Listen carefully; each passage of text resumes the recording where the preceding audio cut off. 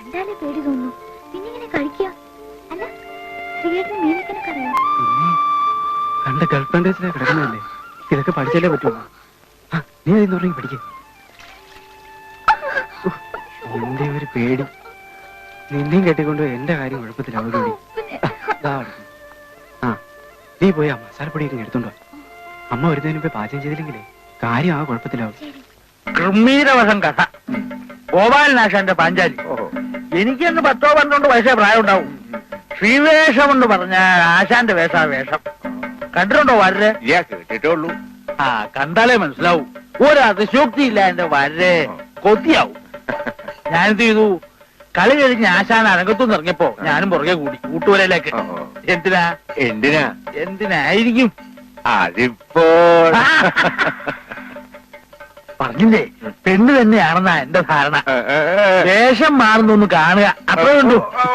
ഈ കൗമാര കൗതുകം എന്നൊക്കെ പറയില്ലേ, അത് തന്നെ. പുടവ അഴിച്ചപ്പോഴല്ലേ എന്റെ വരരെ ചെണ്ടക്കോല് പോലെ വളഞ്ഞ 2 കാലും വസൂരിക്കുത്തുള്ള മുഖവും. എന്താ ഒരു മണം. അതെ, ഗൗരിക്കുട്ടി ഇവിടെ ഇല്ല. അനന്തരവളുടെ പാചകമാ. മണം കേട്ടാ അറിയാൻ ഗുണം. മണം കേട്ടിട്ട് മീനാവാനാ വഴി. മീനോ? ആർക്കറിയില്ലേ, കാവുങ്ങാട്ടിലത്തെ തിരുമേനിയാ എന്റെ അച്ഛൻ.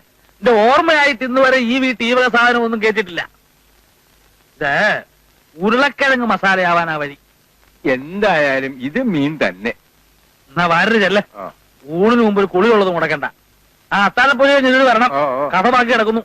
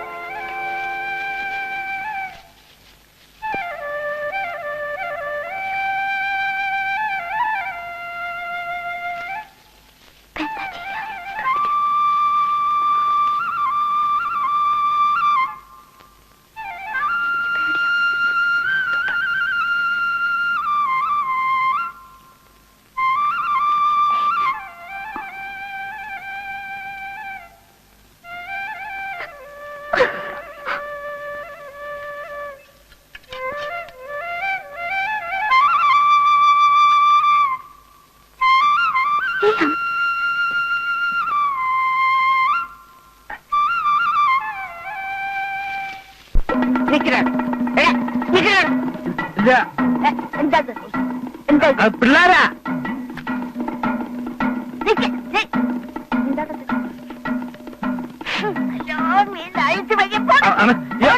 ഞാനില്ല. അയ്യോ അല്ല, അവരാ പിള്ളേരെ.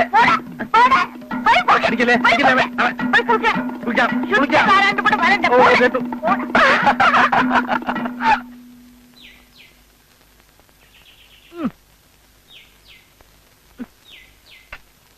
ഇതിപ്പോ എന്ത് എളുപ്പത്തിൽ കാര്യങ്ങൾ കഴിഞ്ഞു. നിനക്ക് ഓർമ്മയുണ്ടോ കിട്ടാ, പണ്ട് വല്യമ്മാവൻ എന്നെ വട്ടവര നിർത്തിയത്? അപ്പോ ഞാനും ഗൗരിയും തമ്മിൽ അങ്ങനെ പറയത്തക്ക ബന്ധമൊന്നുമില്ല. ഒന്ന് കണ്ടു, ചിരിച്ചു, അത്രയൊക്കെ ഉള്ളു കേസ്. എന്നിട്ടും തല്ലെത്ര കൊണ്ടത്.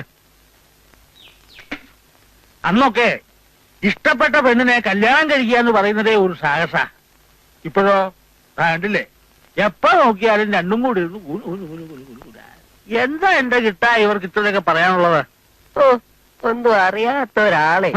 എന്നാ പിള്ളേരുടെ ഒരു ധാരണ. പഴയ ആളുകളല്ലേ, ഇപ്പോഴത്തെ പുതിയ സമ്പ്രദായം ഒന്നും നമുക്ക് മനസ്സിലാവൂലെന്ന് വിചാരം. കാള വാല് വെക്കുമ്പോഴേ അറിഞ്ഞൂടെ എന്റെ കിട്ടാ.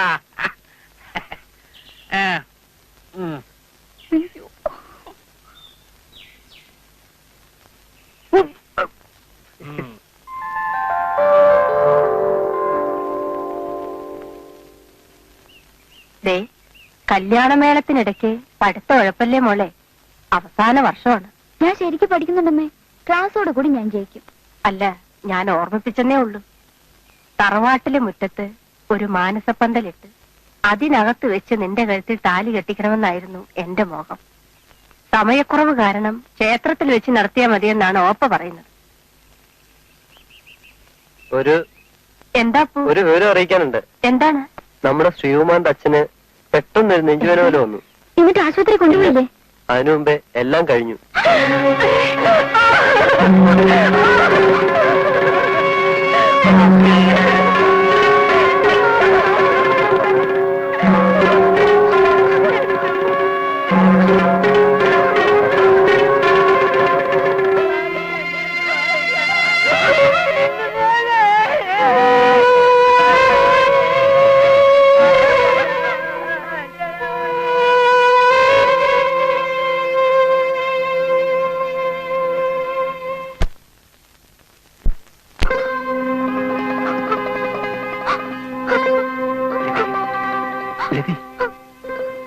അറിയാവുന്നതാണല്ലോ. സമയത്തിന് പോയില്ലെങ്കിൽ ജോലി നഷ്ടപ്പെടും. അവധിയെ നീട്ടിക്കിട്ടില്ല. എന്തായാലും ശ്രീയേട്ടൻ ജോലി നഷ്ടപ്പെടുത്തരുത്. ഓർക്കപ്പുറത്തുള്ള അമ്മന്റെ മരണം അതിലുള്ള ദുഃഖം മാത്രമേ എനിക്കുള്ളൂ. ഏയ് മോളെ, എന്താ ഇത്? ഞാൻ പോയിട്ടേക്ക് വരുമല്ലോ. അപ്പോഴേക്കും നിന്റെ പഠിത്തവും തീരും. അടുത്ത അവധിക്ക് ഞാൻ മോക്കുള്ള NOC-യുമായിട്ടായിരിക്കും വരിക. വിവാഹം കഴിഞ്ഞ് നമുക്ക് ഒരുമിച്ച് തിരിച്ചു പോകാം.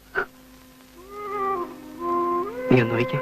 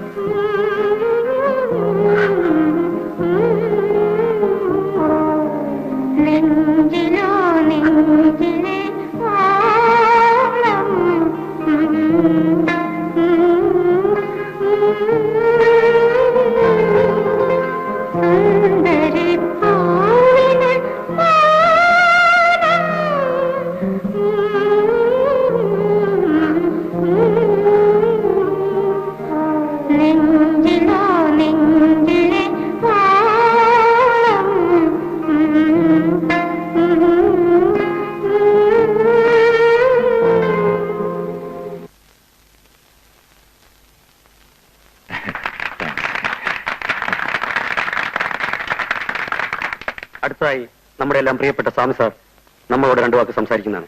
അതിലേക്ക് ഞാൻ അദ്ദേഹത്തെ ക്ഷണിച്ചുകൊള്ളുന്നു. ഒരു സാർ, കമോൺ. ഞാനെന്ത് സംസാരിക്കാൻ? Come on sir. ഇപ്പോഴല്ലേ പിന്നെ എപ്പോഴാണ് ഞങ്ങളോടൊക്കെ സംസാരിക്കുന്നത്? Come on sir. പ്രിയപ്പെട്ടവരെ, നമസ്കാരം. 30 വർഷത്തെ സേവനത്തിന് ശേഷം ഞാൻ വിടവാങ്ങുകയാണ്. ഈ കാലഘട്ടത്തിൽ നിങ്ങൾ എന്നോട് കാണിച്ച സഹകരണത്തിന് എങ്ങനെ നന്ദി പറയണമെന്ന് എനിക്ക് അറിഞ്ഞുകൂടാ. നമ്മളെല്ലാം ഒരു കുടുംബാംഗങ്ങളെ പോലെ കഴിഞ്ഞവരാണ്.